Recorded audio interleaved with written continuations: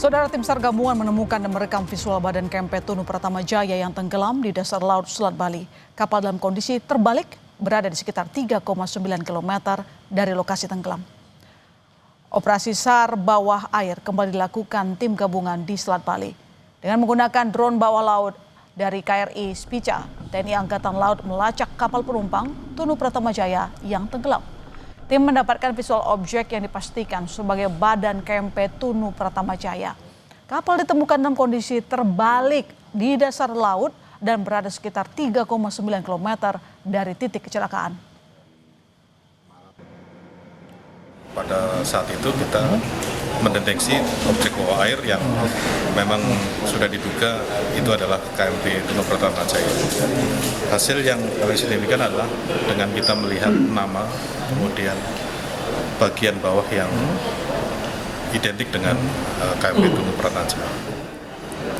Kemarin KRI Spica yang on board di atasnya adalah tim bawah air dari Dislambair Kormada 2. Sehingga kita kolaborasi tim dari Pusit Rosal dengan tim dari Kormada 2 untuk mendeteksi itu.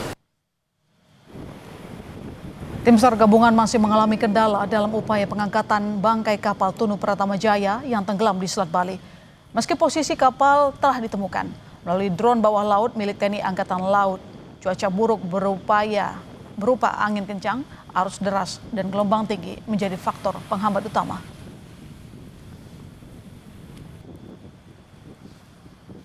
Kemenhub menerjunkan tim ahli untuk menangani proses penandaan dan pengangkatan badan kapal KMP Tunu Pratama Jaya.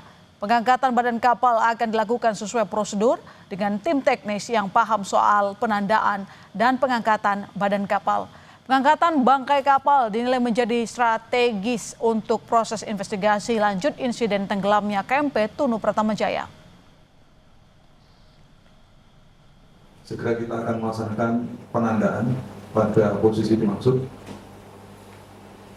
Mohon kami laporkan bahwa saat ini tim kami telah siap dengan peralatan yang kami miliki.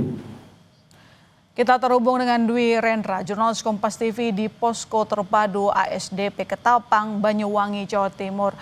Dwi, bagaimana perkembangan pencarian 17 korban yang hingga saat ini belum ditemukan? Ya, baik. Untuk hari 12 pencarian korban KMP Tunu Pratama Jaya, saat ini masih ada 17 orang yang hilang dan artinya belum ditemukan, sedangkan 18 jenazah telah dilakukan evakuasi. Sedangkan di hari pertama 30 orang dinyatakan selamat. Dan dari 18 jenazah, ada 3 jenazah yang belum dilakukan penyerahan kepada pihak keluarga karena sampai saat ini masih dalam proses identifikasi di Rumah Sakit RSUD Blambangan Banyuwangi oleh tim DVI Polda Jatim. Dan untuk saat ini sejumlah keluarga masih terlihat di posko Pelabuhan Ketapang. Mereka masih menunggu kedatangan anggota keluarga atau penemuan yang selanjutnya, begitu. Ya, Rendra, pengangkatan bangkai kapal Tunu Pratama Jaya terkendala cuaca buruk katanya. Lantas seperti apa penjelasan dari Basarnas?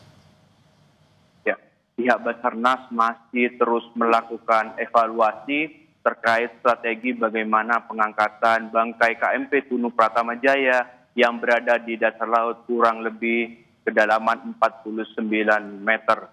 Dan saat ini kendalanya yaitu faktor cuaca. Meski begitu, saat ini Distrik Navigasi Tanjung Perak telah menerjunkan tim ahli dan tim teknis. Tujuannya untuk melakukan penandaan, sehingga lokasi area di dasar KMP Tunu Pratama Jaya tidak diganggu oleh pihak operator lintas Jawa Bali ini.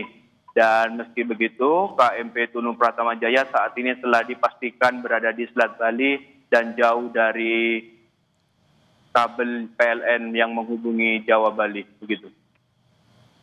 Ya, lantas bagaimana? Apa tanggapan dari Basarnas terkait dengan pengangkatan yang sulit dilakukan? Ya, untuk saat ini pihak tim SAR gabungan masih terus berkolaborasi dengan sejumlah TNI AL, pihak kepolisian, dan instansi lainnya, terutama di BMKG. Pihak Basarnas terus melakukan koordinasi BMKG terkait cuaca di Selat Bali. Dan untuk mengetahui sambutan dari Laksada Ribut Eko Suyato, ini dia laporan yang diberikan oleh Deputi Operasi Kesiapan Siapsiagaan Basarnas. Kesulitan yang utama adalah faktor alam, angin, gelombang, dan arus.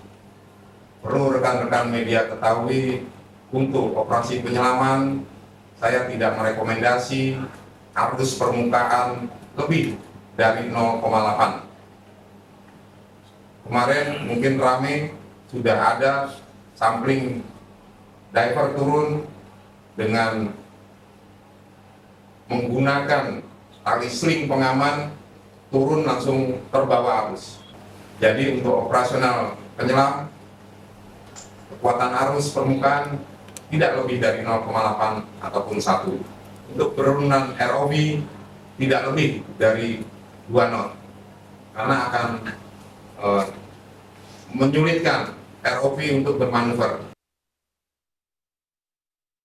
Ya, saat ini faktor angin, gelombang, dan arus yang berada di dasar laut menjadi salah satu penyebab proses evakuasi yang belum bisa dilakukan. Dan meski begitu, sudah ada 34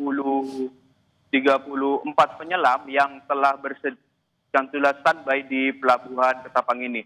Mereka siap untuk dikomando ketika tim SAR gabungan telah melakukan evaluasi.